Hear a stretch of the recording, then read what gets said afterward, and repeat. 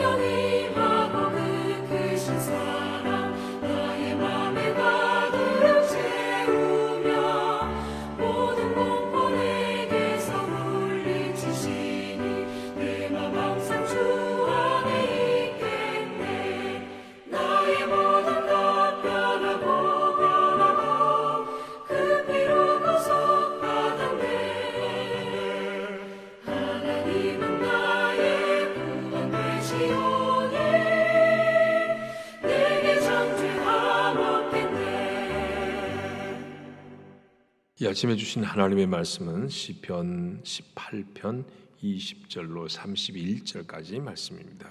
여호와께서 내 의를 따라 상 주시며 내 손의 깨끗함을 따라 내게 갚으셨으니 이는 내가 여호와의 도를 지키고 악하게 내 하나님을 떠나지 아니하였으며 그의 모든 규례가 내 앞에 있고 내게서 그의 율례를 버리지 아니하였음이로다.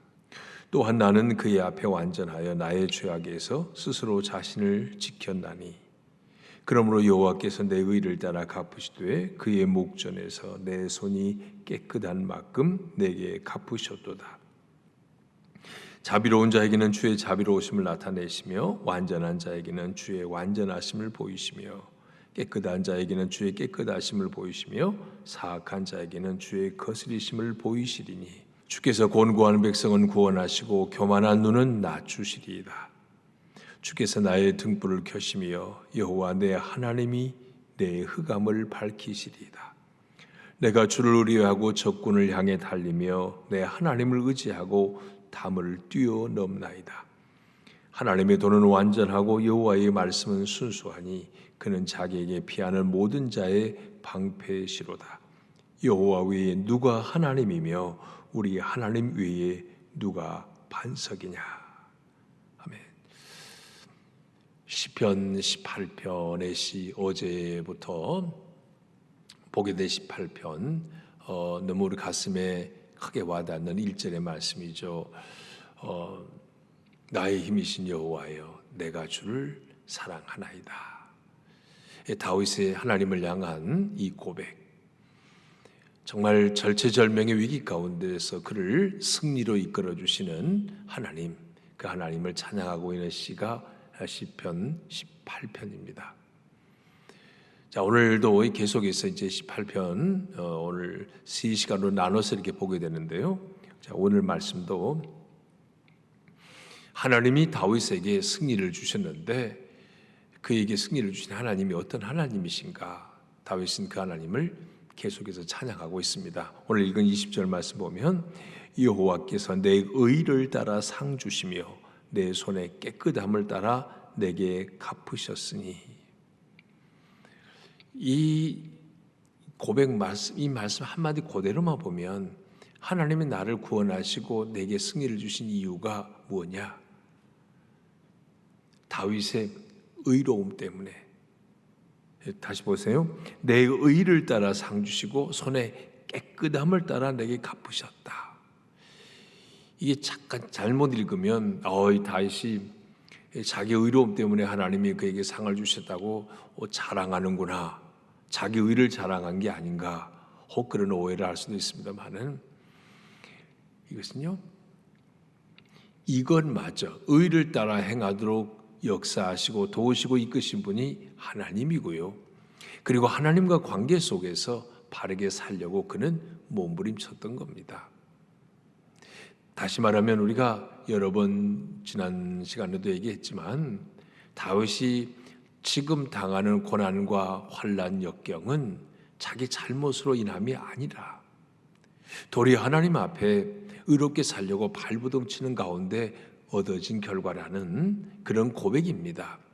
이런 측면에서 내 의를 따라 상 주셨다라고 고백하는 거 이해가 좀 될 겁니다. 하나님은 모든 믿는 자에게 구원을 주시는 하나님, 그 은혜는 동일합니다. 구원의 은혜, 우리에게 주신 구원과 보편적인 은혜는 모든 사람에게, 예수님 믿는 모두에게 동일하게 주시는 거예요. 하지만 성경 여러 곳에서 말씀하고 있습니다. 하나님이 주신 상급에는 차별이 있어요. 아니, 하나님 앞에 충성스럽게 일하는 사람과 그냥 겨우 명목상에 그리스도인이라는 이름 가지고 사는 사람을 어찌 하나님이 동일선상에서 평가하시겠습니까? 그러면 하나님이 불공평한 하나님이죠. 그래서 오늘 여기 20절에 보면 내 의를 따라 상 주시며, 상 주시는 하나님, 상은 구별이 있습니다. 구원과 은혜, 구원의 은총에는 아무 차별이 없어요. 모든 믿는 자에게.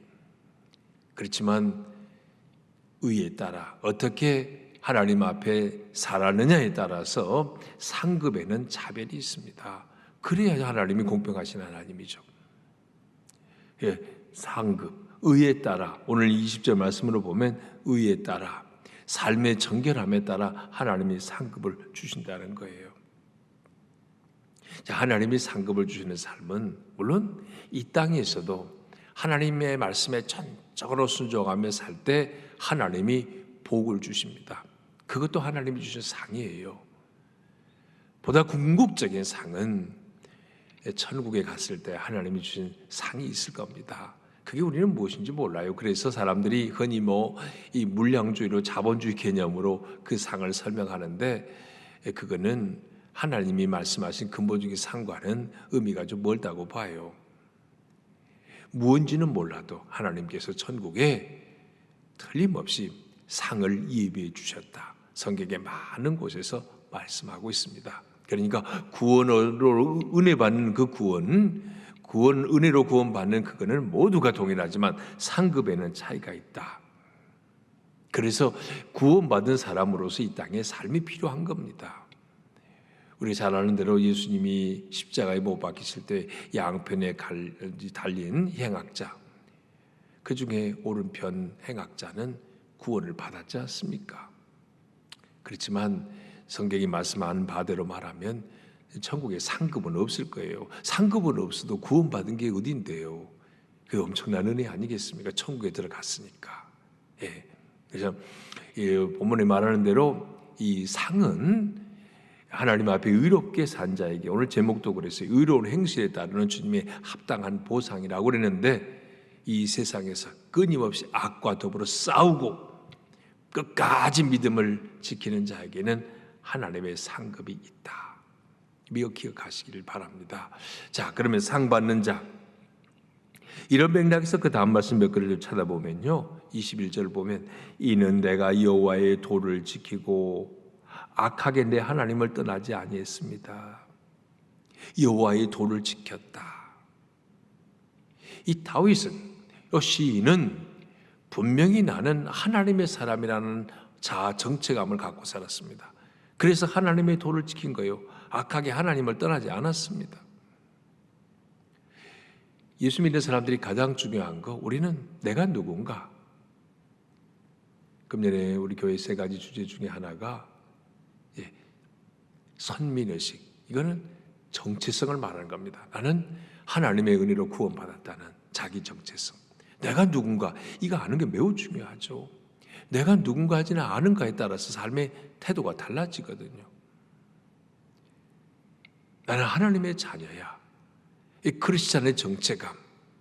하나님의 자녀니까 하나님의 도를 따라 살아야지. 당연한 귀결입니다. 그래서 오늘 시인은 먼저 내가 누군가에 대한 자기 정체성을 분명히 밝히고 있습니다. 나는 하나님의 사람이야. 하나님의 사람이니까 하나님의 도를 지켜야지. 여러분 그렇지 않습니까? 저는 여러분이 우리는 그리스도인이요, 예수님을 닮아가는 자. 그래서 100% 닮을 수는 없지만 노력하는 겁니다. 주님을 닮아가려고. 그분의 성품에, 그분의 언어에, 그분의 삶에 우리 뒤따라가려고 노력하는 겁니다. 이게 자아 정체감에서 나오는 거예요. 그래서 21절 다시 보면 이는 내가 여호와의 도를 지키고 악하게 내 하나님을 떠나지 아니하였다.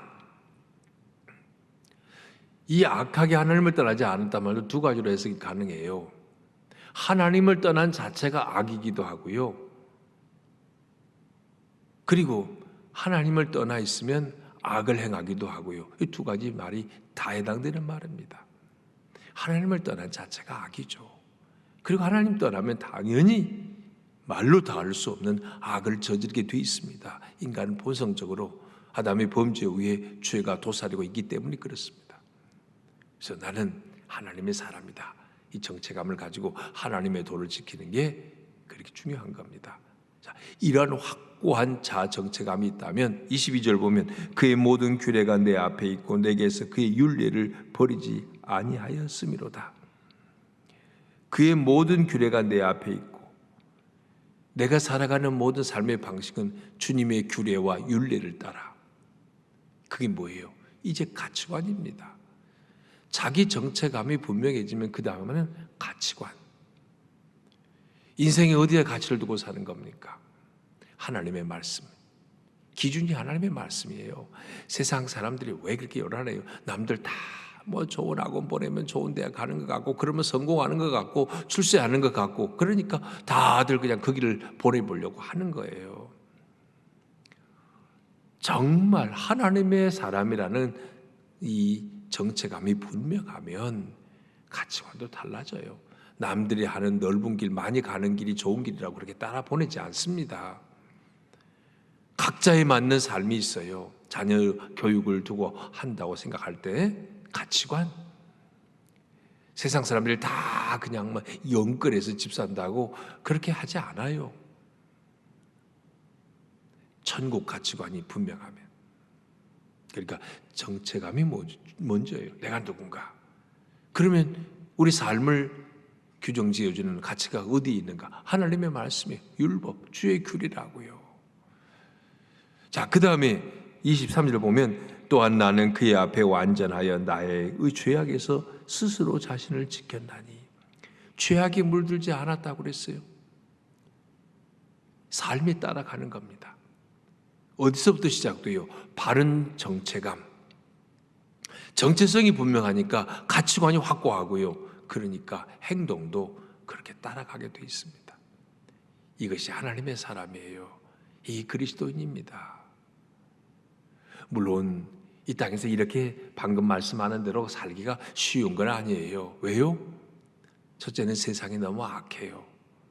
둘째는요, 우리 자신이 너무 연약합니다. 그래서 이 거센 세파에 거슬러 올라갈 힘이 우리에게 없어요. 그게 문제입니다. 하지만 분명히 나는 하나님의 사람이다. 그러니까 확고한 정체감이 있으면 하나님의 말씀이 모든 판단의 기준이 되는 겁니다. 가치관. 그러면 그에 따라서 살게 돼 있습니다. 모름지기 이것이 그리스도인의 삶이라고요. 다윗은 그렇게 얘기하고 있습니다. 그러므로 다시 말하죠. 24절에 그러므로 여호와께서 내 의를 따라 갚으시되 그의 목전에서 내 손이 깨끗한 만큼 내게 갚으셨도다. 자기 자랑은 아니에요. 하나님 앞에 의롭게 살려고 발버둥 쳤을 때 주님께서 내게 주신 그 은혜, 그 상급을 인해서 하나님께 감사할 수 있다면 얼마나 고귀한 신앙입니까? 계속해서 25절 이하에 보면요, 다윗 그가 믿고 신뢰하는 하나님이 어떤 분인가를 계속해서 찬양하고 있습니다.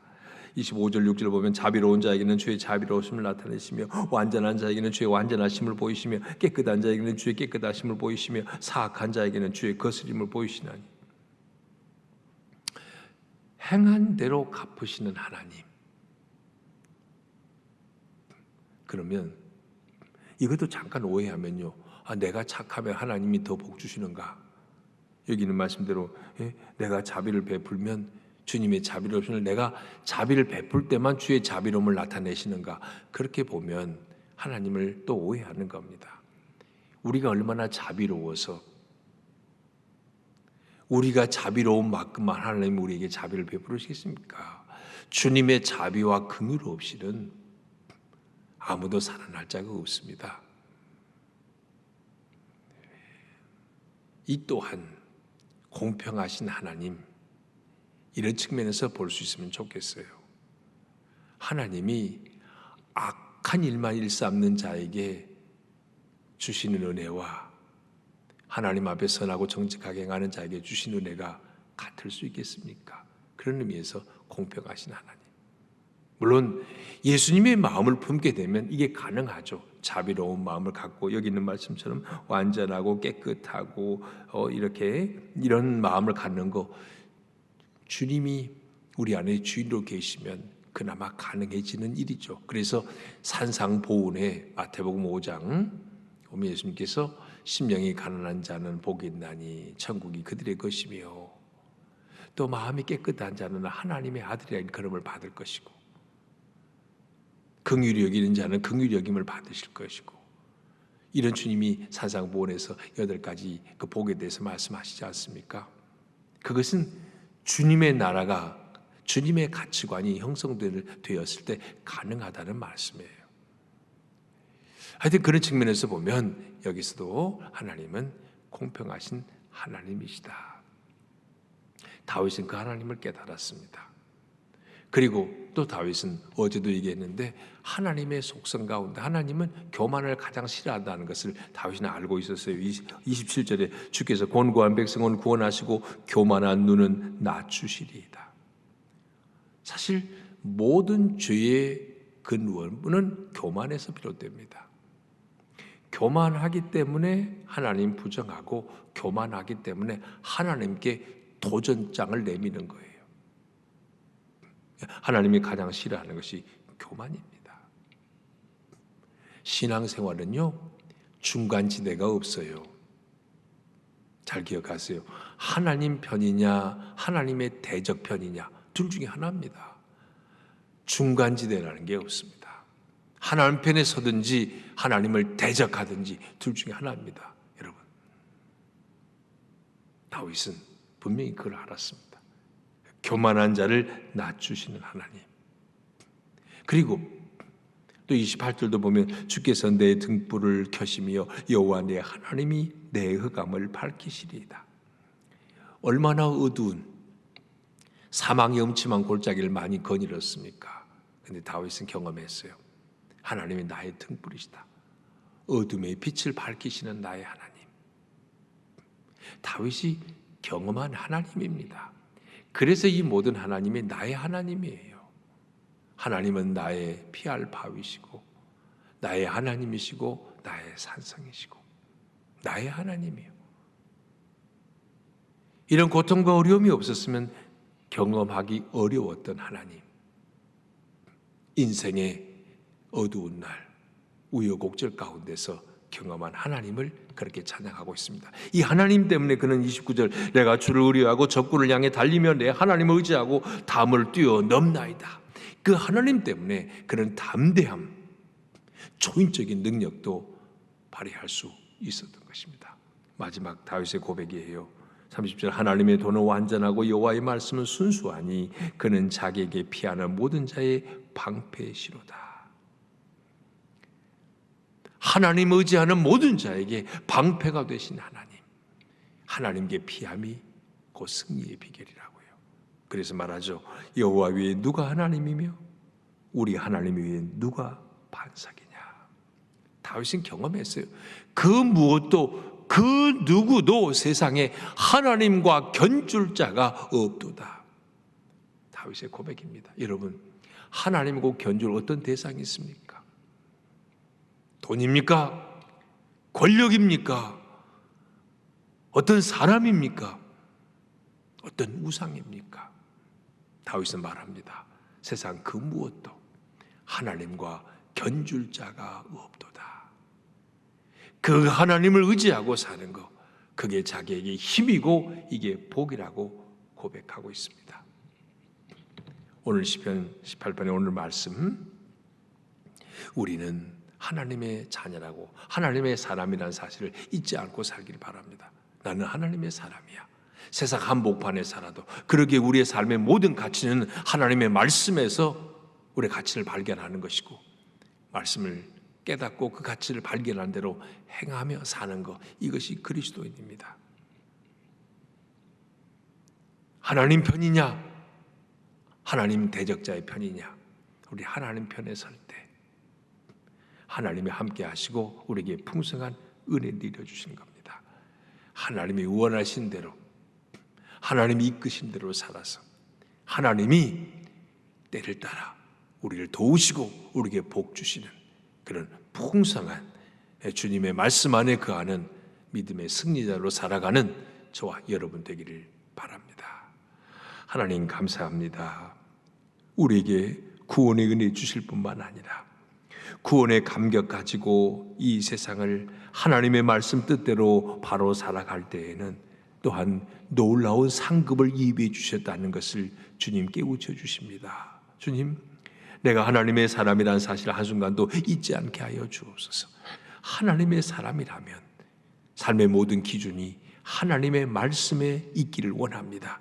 그래서 말씀을 깨닫고 말씀이 간 한번 가고 서라면서는 말씀 중심의 삶을 따라 살아가므로 우리 행하는 모든 일이 하나님 보시기에 아름다운 삶이 되어지기를 원합니다. 오 주님, 인생에 힘들고 어려운 일을 당할지라도 그 일을 통해서 우리가 경험하는 하나님, 곧 나의 하나님으로 경험할 수 있다는 사실을 믿고 어떤 환경에 처해질지라도 하나님을 신뢰하는 믿음이 흔들리지 않게 하여 주시옵소서. 오 하나님, 힘들고 어려운 시대에 살고 있습니다. 그럴수록 더 믿음으로 깨어있게 하시고 의로운 행실로 살아감으로 결국 하나님의 상을 받는 신실한 주님의 사람들이 되게 하여 주시옵소서. 오늘도 우리의 기도를 들으시고 이 하루도 은혜 안에 승리케 하여 주옵소서. 예수 그리스도의 이름으로 기도합니다. 아멘. 하늘에 계신 우리 아버지, 아버지의 이름을 거룩하게 하시며 아버지의 나라가 오게 하시며 아버지의 뜻이 하늘에서와 같이 땅에서도 이루어지게 하소서. 오늘 우리에게 일용할 양식을 주시고 우리가 우리에게 잘못한 사람을 용서하여 준 것 같이 우리 죄를 용서하여 주시고 우리를 시험에 빠지지 않게 하시고 악에서 구하소서. 나라와 권능과 영광이 영원히 아버지의 것입니다. 아멘.